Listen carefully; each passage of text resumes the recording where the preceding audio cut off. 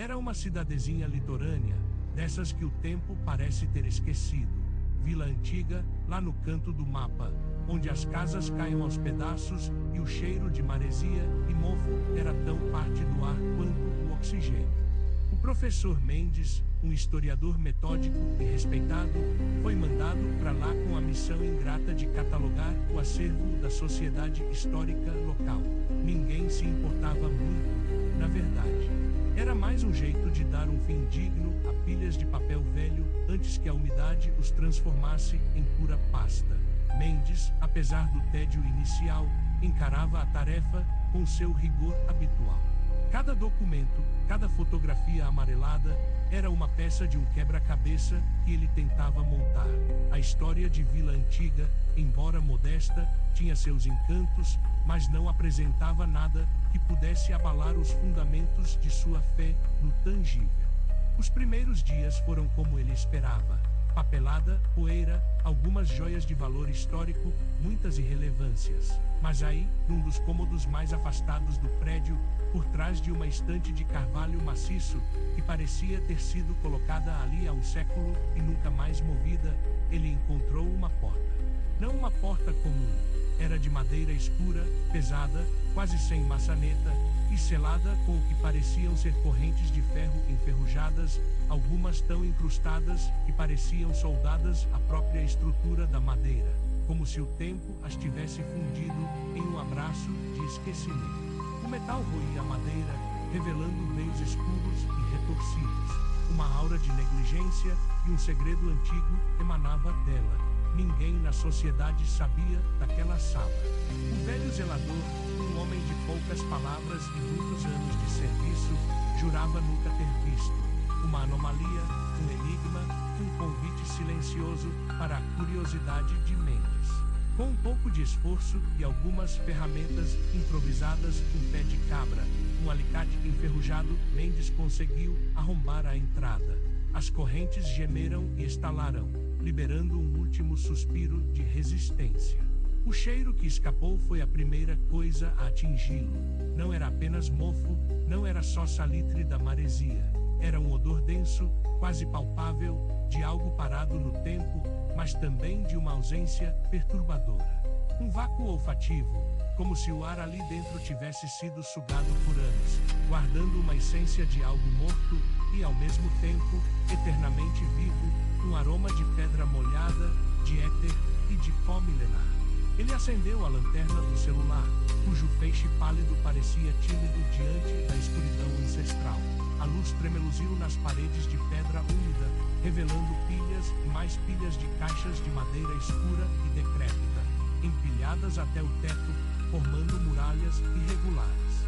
Não havia janelas. O único som era o gotejar lento da água em algum canto escuro, um ritmo hipnótico e constante, e o vento lá fora, que parecia sussurrar através das frestas da antiga construção, carregando vozes inaudíveis de tempos esquecidos. Ali dentro, não havia os registros habituais da cidade. Não havia livros didáticos, fotografias de época ou documentos cartoriais sobre impostos e nascimentos.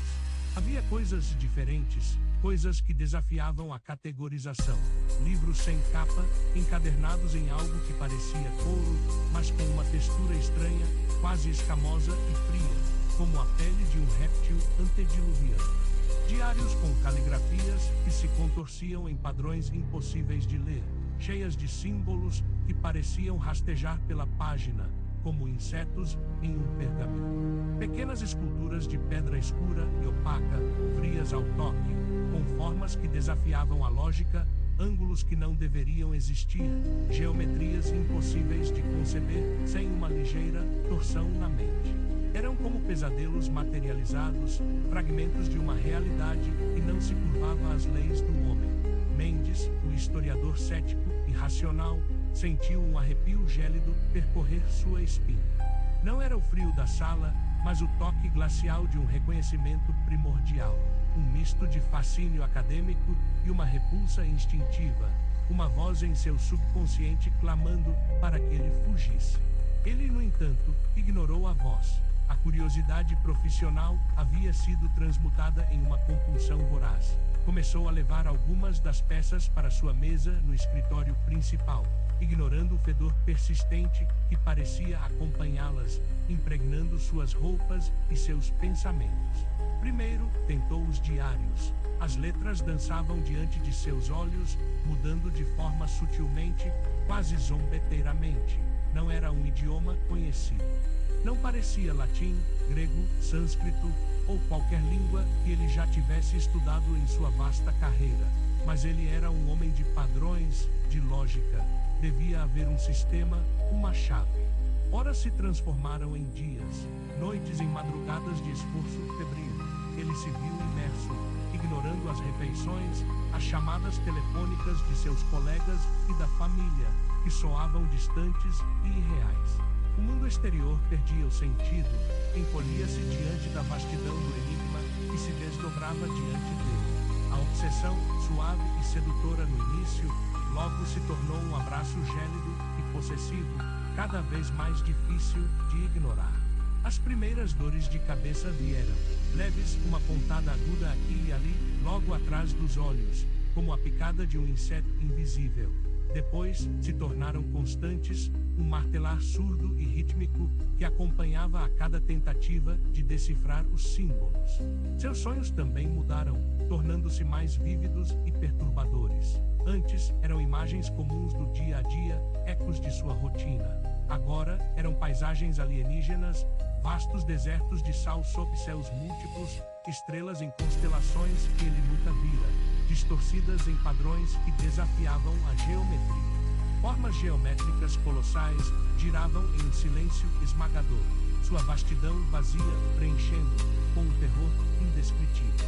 Ele acordava suado, ofegante, com a sensação persistente de ter estado em algum lugar que nunca deveria ter existido, com a imagem de algo vasto, antigo e absolutamente indiferente pairando sobre ele, uma sombra na periferia de sua consciência. A linha entre o sono e a vigília tornava-se cada vez mais tênue, e o mundo dos sonhos parecia invadir sua realidade acordada. A vila antiga, antes apenas uma cidade costeira monótona, começou a parecer diferente. As ondas que batiam na costa soavam como vozes sussurrantes, carregando segredos de abismos antigos e esquecidos, lamentos de seres que se afogaram em verdades muito além da compreensão humana. O cheiro de maresia agora vinha acompanhado daquele outro odor da sala selada, uma fragrância de tempo e vazio que parecia infiltrar-se em cada fresta. As sombras nas esquinas das ruas pareciam se aprofundar, se mover, revelando formas que seus olhos se recusavam a focar, meras sugestões de algo que espreitava. Mendes começou a ver padrões nas rachaduras das paredes das casas antigas, nas texturas das pedras dos calçamentos. Padrões que ele reconhecia dos diários, símbolos gravados no cimento, nas cascas de árvores centenárias. Era como se o conhecimento que ele estava absorvendo começasse a reescrever sua própria percepção da realidade, um véu sendo rasgado lentamente. Ele tentou conversar com seus colegas na universidade, por telefone, em um raro momento de lucidez ou desespero. Descreveu as descobertas, a estranheza das encadernações, as letras que se moviam, as formas impossíveis das esculturas. Falou sobre a pressão em sua cabeça, os sonhos, as mudanças na percepção da cidade. Eles, do outro lado da linha, ouviam com paciência forçada, mas a voz de um deles, a doutora Lúcia, uma antiga amiga e colega de confiança, tinha um tom crescente de preocupação. Mendes, ela disse, sua voz tensa, você precisa descansar, isso é exaustão. Talvez o ar de vila antiga não esteja te fazendo bem. Você precisa voltar, fazer uns exames. Ele desligou, curioso e frustrado. Como eles poderiam entender? Eles não tinham visto. Não tinham sentido aquele toque frio da eternidade, aquela verdade inominável escorrendo para dentro de sua mente. Eles estavam presos na ignorância confortável da realidade. A cada nova página decifrada, ou, mais precisamente, a cada nova gota de entendimento que se infiltrava em sua consciência, a barreira entre o que era e o que não deveria ser se desfazia um pouco mais. dores de cabeça se intensificaram, agora acompanhadas de náuseas constantes e vertigens que o faziam cambalear. Ele parou de comer, definhando visivelmente. Seu rosto, antes rosado e saudável, estava pálido e cinzento, sua pele esticada sobre os ossos. Seus olhos, antes cheios de uma curiosidade acadêmica e vivaz, agora pareciam vazios, mas também excessivamente alertas, como se estivessem vendo além da superfície do mundo, perscrutando as verdades escondidas sob o véu da percepção humana. Ele sentia uma pressão constante na testa, como se algo estivesse forçando a passagem para dentro de sua mente, um tumor de conhecimento cósmico se formando. A sala selada se tornou seu santuário, sua prisão voluntária. Ele passava as noites lá, à luz fraca e vacilante de uma lanterna quase esgotada, rodeado pelos objetos estranhos que se tornaram seus únicos companheiros. Um dos diários falava de portais adormecidos, de ciclos de despertar que se manifestavam a cada grande conjunção cósmica. Outro, com uma caligrafia ainda mais retorcida e símbolos que o faziam sentir um gosto metálico na boca, descrevia formas sem forma, que habitavam o espaço entre as estrelas, entidades de pura entropia, mais antigas que a luz. Ele começou a ligar os pontos com uma clareza aterrorizante. Os relatos de moradores antigos de Vila Antiga, lendas sussurradas sobre pescadores que desapareceram no nevoeiro espesso, sobre luzes estranhas e abissais no mar profundo, sobre vozes que vinham das profundezas. Tudo parecia se encaixar em uma tapeçaria horrenda e blasfema. Não eram lendas infantis, eram ecos, memórias residuais de uma verdade antediluviana, fragmentos de um horror primordial que agora se revelava a ele. Uma noite, ele estava debruçado sobre um mapa antigo, um pergaminho de textura quase membranosa, achado entre os objetos da sala. Não era um mapa de Vila Antiga, nem de qualquer lugar na Terra. Parecia um mapa estelar, mas com constelações distorcidas, algumas com estrelas que não existiam em nenhum catálogo astronômico conhecido, brilhos distantes de galáxias mortas. Havia um símbolo recorrente, desenhado no centro, na área que deveria ser a Terra. Era o mesmo símbolo que ele havia visto nas paredes de pedra da sala e nas frestas das ruas da cidade, agora brilhando com uma intensidade sutil, quase convidativa. De repente, a lanterna piscou, vacilou e apagou, deixando-o na escuridão mais absoluta. A escuridão total engoliu a sala. O gotejar da água cessou. O vento lá fora emudeceu, como se o próprio mundo estivesse prendendo a respiração. Mendes não sentiu medo. Sentiu uma revelação, um conhecimento gélido e absoluto que se derramava em sua mente como mercúrio derretido, preenchendo cada fenda. No silêncio denso e escuro, ele ouviu. Não eram vozes humanas, não eram sussurros do vento ou o ranger da madeira. Era um som primordial, a vibração do próprio vácuo, a respiração de um universo que nunca se importou com a existência humana. Um cântico dissonante que reverberava em seus ossos. Ele viu, não com os olhos, que se recusavam a focar na ausência de luz, mas com uma parte de sua mente que ele nunca soube que existia, um olho interior que perscrutava a essência do cosmos. As paredes da sala se curvaram, as pedras se contorceram, não fisicamente, mas na sua percepção, em sua mente agora sem defesas.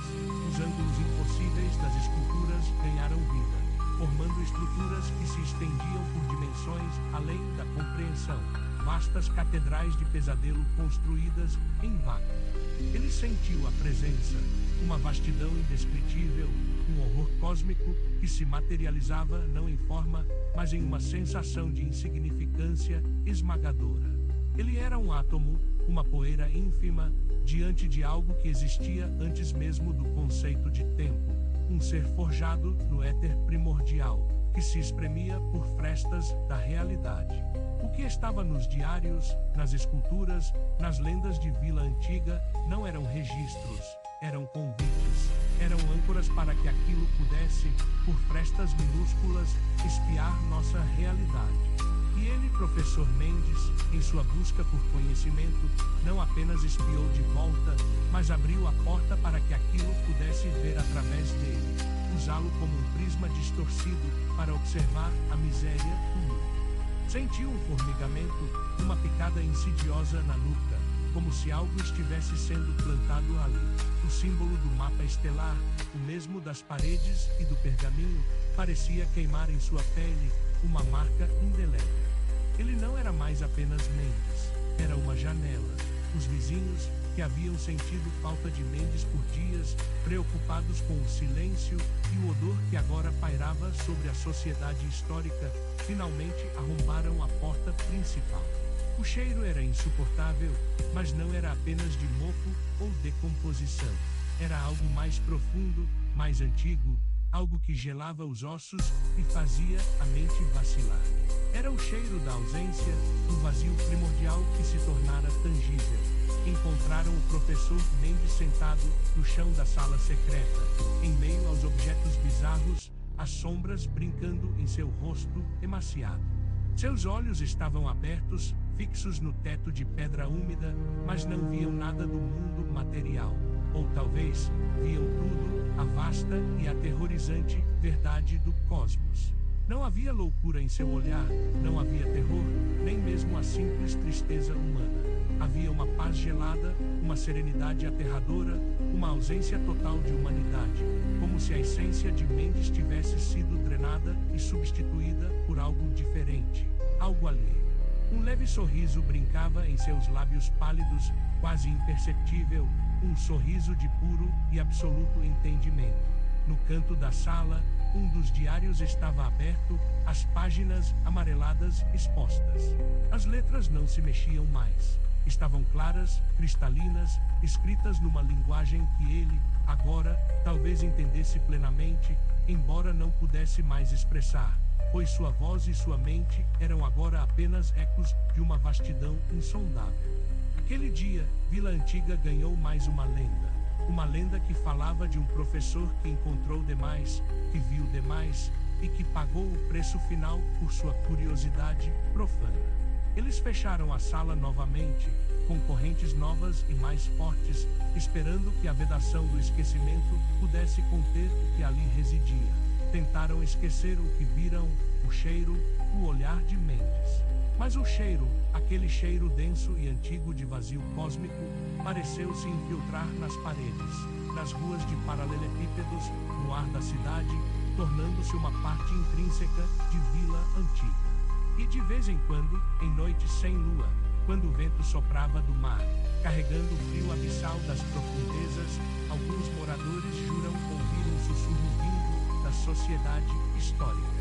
Não um sussurro humano, não uma voz de fantasma, mas um eco do vazio, um lembrete gélido e persistente de que, por mais que a gente se esconda, a cortina da realidade é frágil e que algo, lá fora, algo indizível e indiferente, continua observando. Sempre esperando.